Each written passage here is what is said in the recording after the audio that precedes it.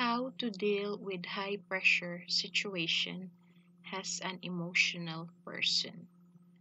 I am one of those people who cries at commercials, laugh way too loud at corny jokes, and get angry at the smallest of issues.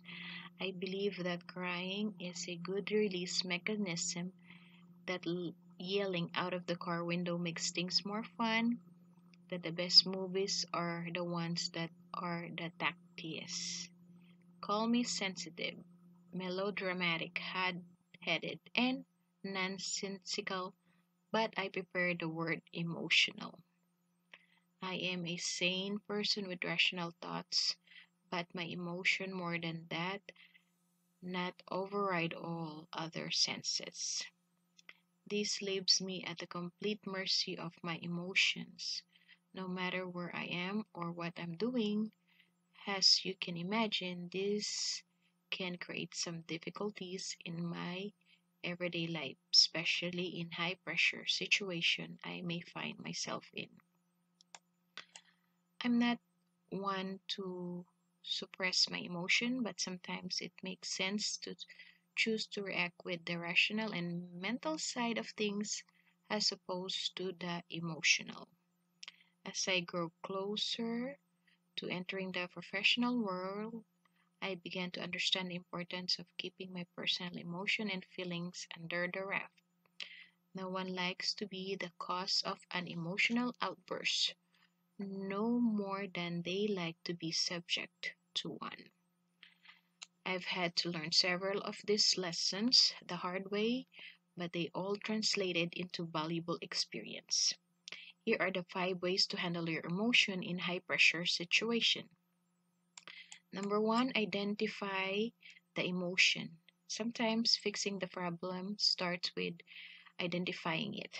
By giving it an identity, you can find a solution tailored to the specific issue. In some of the retail job experience, there were some times where my patience was tested by an annoying or rude customer. I was able to recognize the emotion as frustration, which tends to be the big one for me. Once I knew I was become frustrated, I was able to redirect my thoughts toward calmer ones. In the end, the shopping experience was positive for both the customer and I, despite some original strain. The customer had a good shopping day, and I did not get into trouble. Both very good things. Number two, act the opposite of the emotion. Just like smiling when you are sad can actually make you happy in high pressure situations. Sometimes acting the opposite of how you feel could end up alleviating the emotion. During one of the required presentation for a college organization, I found myself extremely nervous. Even though I wanted to turn into a stammering, shattering mess, I went out of my way to appear confident. By acting as if I knew what I'm doing, I ended up not just looking like it, but I started to believe that I did actually how what I was doing. Fake it till you make it right. Number three, imagine how you look. If you imagine how you look and behave when you're experiencing an emotion, it gives you sometimes perspective of what your coworker fears or any witness.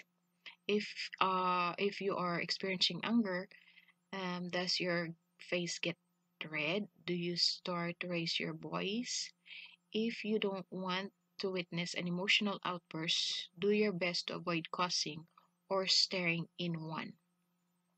No matter how at home you feel in a workplace setting, your coworker or your family or close friend, leave the emotional release for behind closed door.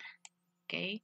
Number four, write down what you are feeling. Emotional logs are a thing. I know because I have one.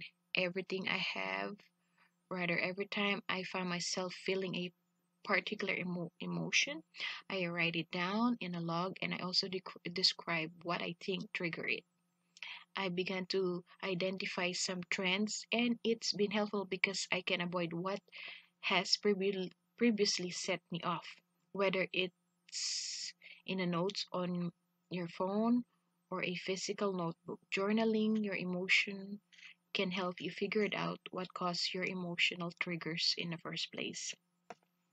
Lastly, and not least, just walk away for little bit. When all else fails, take a deep breath and walk away. Sometimes it's impossible to master what you may be feeling.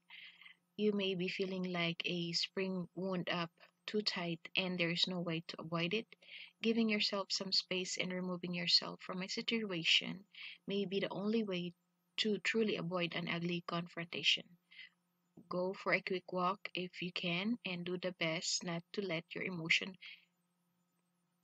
get released. Remind yourself that you can feel this emotion later, just not at this moment. There's a time and place for everything, and an emotional outburst is typically meant to be done in private.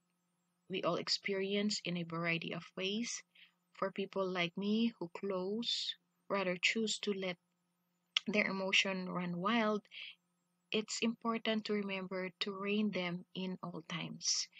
If all else fails, just smile because happiness is the greatest emotion of all of them. So hopefully this is some guidance for those sensitive people and how to deal with any kind of situation.